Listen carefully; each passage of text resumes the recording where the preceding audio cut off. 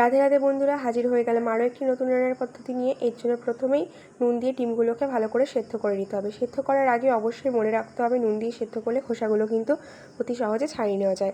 এরপর সেদ্ধ করা ডিমের খোসা ছাড়িয়ে নুন হলুদ মাখিয়ে কড়াইতে সর্ষের তেল গরম করে একে একে ডিমগুলোকে লাল করে ভেজে তুলে নিতে হবে।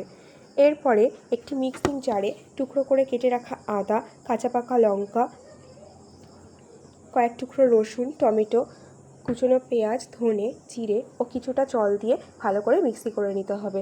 এরপর ওই কড়াইতে কিছুটা সর্ষের তেল গরম করে জিরে, শুকনো লঙ্কা, তেজপাতা ফোড়নে দিয়ে কুচনো পেঁয়াজ ভালো মতো ভেজে নিতে হবে।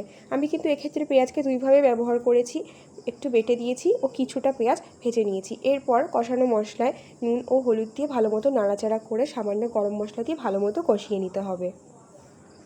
তোমরা চাইলে এখানে আলুর ব্যবহারও করতে পারো, আমি আজকে আলুর ব্যবহার করিনি। তাহলে আলুগুলোকে প্রথমেই টুকরো করে কেটে লাল করে ভেজে নিয়ে মশলার সঙ্গে কষিয়ে নিতে হবে। তারপরে এখানে ডিম দিয়ে সামান্য জল দিয়ে কিছুক্ষণ ফুটিয়ে নেব। তাহলেই তৈরি হয়ে যাবে সুস্বাদু ডিম কষা। ভিডিওটি ভালো লাগলে অবশ্যই ভিডিওটিকে লাইক ও চ্যানেলটিকে সাবস্ক্রাইব করে যাবে আরও অনেক নতুন নতুন ভিডিও পাওয়ার জন্য।